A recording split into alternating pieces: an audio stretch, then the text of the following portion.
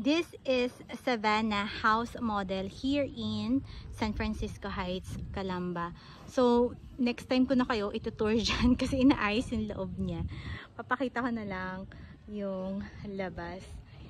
So, ang maganda rito sa San Francisco Heights, may mga malalaking houses na available.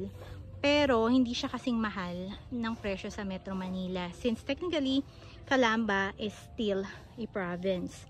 Located in Laguna, south of Metro Manila. So, yung presyo niya, hindi pa ganun kamahal. Compare, di ba, kung sa Metro Manila ka bibili ngayon, sa Metro Manila, townhouse pa lang ang mahal na.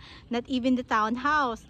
Mga condominium ang mahal na. So, kung gusto mong medyo limited yung budget pero gusto mo mas malaking house at ang purpose mo naman is for weekend home na medyo tahimik kasi we know Metro Manila is a bit crowded, maingay. At least ito, tahimik siya, makapag-relax ka. At the same time, hindi ganun ka mahal compared to Metro Manila houses. So, if you want to personally check this house, let me know. We can schedule a site viewing. Have a great day.